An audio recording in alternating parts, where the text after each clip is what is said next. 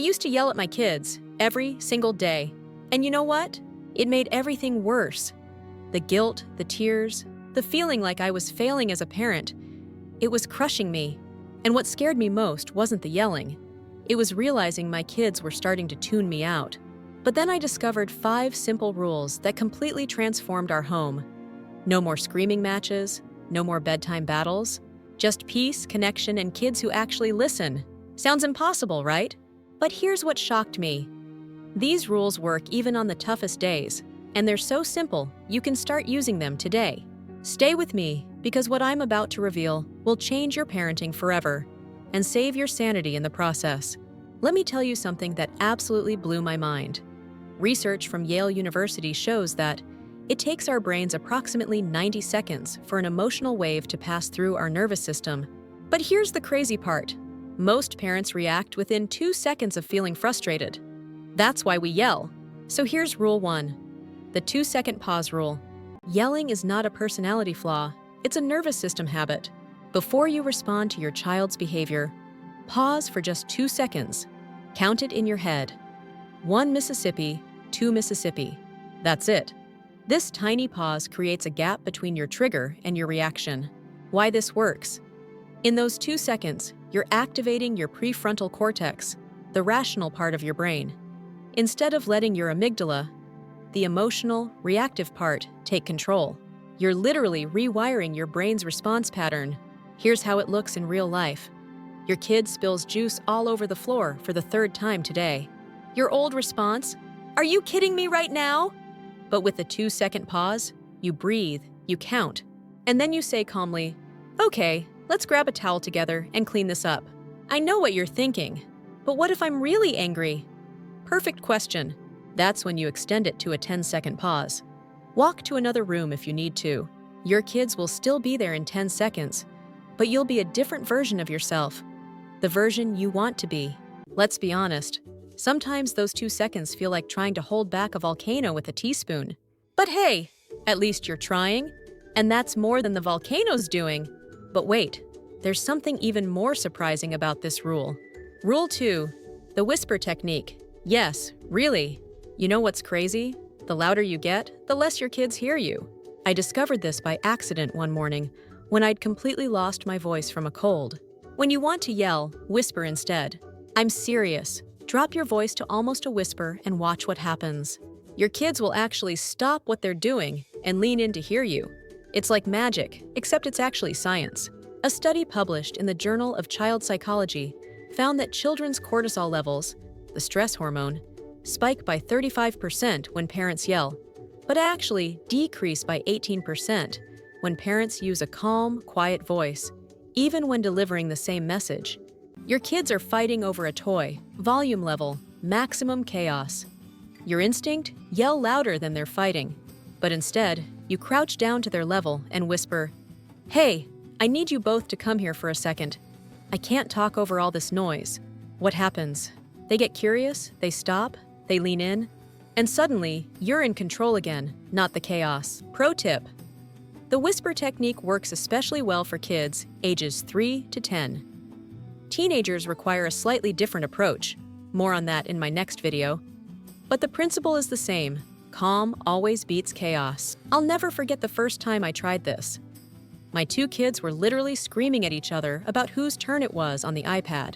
I walked over, got down on one knee, and whispered, "Guys, I have something important to tell you." They both stopped mid-scream and stared at me. I continued whispering, "Fighting isn't going to solve this, but I have an idea that might." Within 30 seconds, we had a peaceful solution, and my blood pressure actually went down instead of through the roof.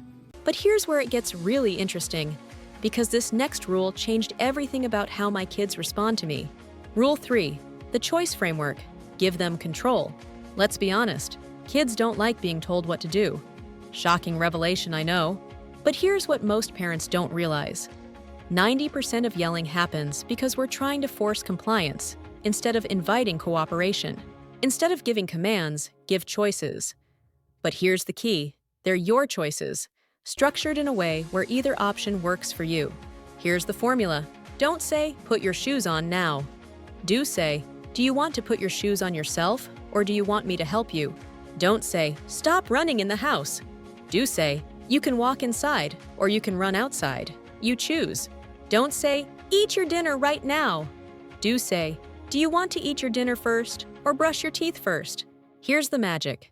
When kids feel a sense of control, their brains shift out of fight or flight. Cooperation becomes possible without yelling, threats, or power struggles. Why this works? Choices activate the prefrontal cortex and reduce resistance.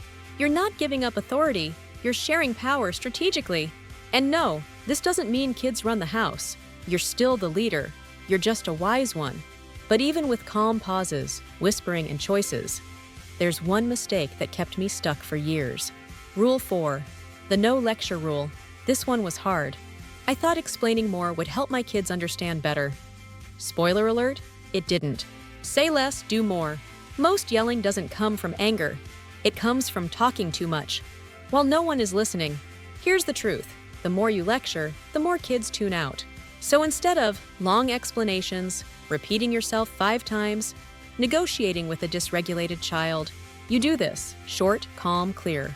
1 sentence, 1 expectation, then stop talking. Example. Instead of, I've told you so many times not to throw toys because someone could get hurt, and this is not how we behave. You say, toys are not for throwing, try again. That's it. Why this works. Children can't process language when they're emotional. Fewer words means less fuel on the fire. And honestly, this rule alone cut my yelling in half. But here's the final piece that made everything finally stick. Rule 5, the follow-through rule, the one that changes everything. Only say what you're willing to follow through on. Empty threats train kids not to listen. If you don't stop, I'm going to... And then, nothing happens. Kids learn fast. So now, before I speak, I ask myself one question. Am I willing to follow through on this? If the answer is no, I don't say it. Instead of yelling, or stop or else, I say calmly, if you keep throwing the toy goes away. And then, I actually do it. No anger, no lecture, no drama, just consistency. Why this works? Predictability creates safety, and safety builds cooperation. Look, I'm not perfect. I still lose my patience sometimes. I still have hard days. But these 5 rules change the direction of our home. Less yelling, more connection. Kids who listen, not because they're afraid, but because they feel safe. Now, when something spills or voices rise, my kids look at me, not with fear, but with trust. And that's when I knew everything had changed. If this helped you even a little, let me know in the comments. And if you want to go deeper into calm, science-based parenting, I have more coming. You're not failing, you're learning. And that already makes you a good parent. See you next time.